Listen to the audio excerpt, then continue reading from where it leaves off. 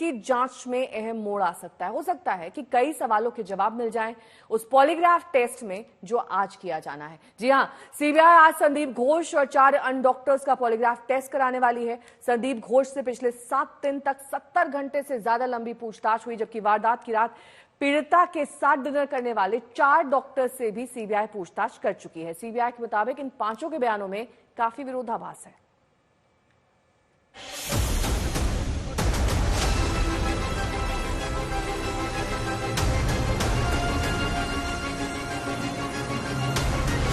कोलकाता की horror story में एक शख्स से 8 दिन सवाल, 88 घंटे तक तीखे सवाल, एक शख्स को क्लीन चिट नहीं मिली। इस शख्स से जिसको कई दिन से कोलकाता रेप और मर्डर कांड में सीबीआई के तीखे सवालों का सामना करना पड़ा है। 8 दिन से आरजी कर अस्पताल के पूर्व प्रिंसिपल संदीप घोष हर रोज सीबीआई के सीजीओ कॉम्प्लेक्स पहुंच रहे हैं और कई घंटे तक वहां सीबीआई उनसे पूछताछ कर रही है। लेकिन सीबीआई को लग रहा है कि संदीप घोष से मामले से जुड़ा पूरा सच सामने नहीं आ रहा और इसके बाद ही जांच एजेंसी ने सियालदह के कोर्ट की शरण ली और अब आज संदीप घोष का पॉलीग्राफ टेस्ट हो रहा है, यानी झूठ पकड़ने वाली मशीन से संदीप घोष का सामना होगा। संदीप घोष से पूछा जाएगा कि आपको वारदात की जानकारी कब और किससे मिली, वारदात का पता चलने पर आपने क्या किया, खबर लगने के बाद आपने किससे बात की, लेडी डॉक्टर की मौत के बारे में बताया गया तो उसके बाद आप कहां और क्यों गायब हो गए, क्या आपने यह जानने की कोशिश की कि क्या पीड़िता में जान बची है या नहीं, तुरंत पुलिस से एफआईआर दर्ज करने के लिए क्यों नहीं कहा, वारदात स्थल पर सबूतों की हिफाजत के इंतजाम क्यों नहीं किए, आपको आरोपी संजय राय कैसे पता है, क्या आप संजय राय से कभी मिले हैं या फोन पर बात की है, अस्पताल में हत्या हुई फिर अपराध स्थल के पास मरम्मत क्यों कराई, आखिर क्यों जांच एजेंसी को संदीप घोष का पॉलीग्राफ टेस्ट कराने की जरूरत पड़ी। इसके पीछे है वो सवाल जिसके केंद्र में घोष ही है। कई स्तर पर ऐसी लापरवाही की गई जो अगर घोष नहीं करते तो इस मामले का सच सामने आ सकता था। खुद सुप्रीम कोर्ट ने कल सुनवाई करते हुए घोष को लेकर कई सवाल उठाए।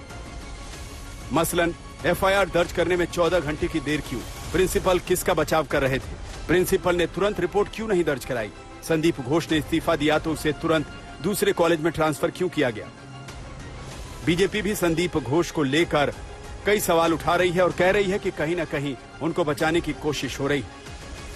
आज भी स्टेट पुलिस उस व्यक्ति को, घोष बाबू को बचाने की कोशिश कर रही है, जितने भी अपराधी हैं उनको बचाने की कोशिश कर रही है और इसीलिए आप देखेंगे कि एक नया एफआईआर कर दिया और एक सीट गठन हुआ। इस सीट गठन वाले चारों आईपीएस जो हैं एक नंबर के तृणमूल के दलाल है, दलाल। इनको भी तो इमीडिएट अरेस्ट कर लेना चाहिए क्योंकि ये तृणमूल को झंडा लेके घूमने वाले ये आईपीएस ऑफिसर। ये संदीप घोष वहाँ का लोकल एजेंट थे, बस उसको बचाने के लिए पुलिस डिपार्टमेंट ने ईयूडी अननेचुरल डेथ, आकस्मिक मृत्यु, उसका ऐलान किया पहले और उसके बाद जब एफआईआर हो उससे पहले ही पोस्टमार्टम हो जाती है, जो कि कत्ल है, खून है। ये भी साफ है कि संदीप घोष की पहुंच ऊंची है। डॉक्टर घोष का करियर विवादों से भरा हुआ है। 2 बार उनका तबादला मुर्शिदाबाद किया गया, लेकिन पता नहीं किस वजह से स्वास्थ्य महकमे को यह आदेश रद्द करना पड़ा। सीबीआई अब संदीप घोष से जुड़ी हर चीज को खंगाल कर सबूत जुटाने की कोशिश कर रही है। जिस कार का इस्तेमाल संदीप घोष करते थे उसको भी कब्जे में लिया गया है। जिस तरीके से रिपोर्ट दर्ज कराने में देरी हुई और जिस तरीके से वारदात की जगह पर सबूतों की हिफाजत का इंतजाम नहीं किया गया, उससे साफ है कि कोई साजिश तो थी। अब प्रिंसिपल के पॉलीग्राफ टेस्ट से शायद सच सामने आए। आज तक ब्यूरो।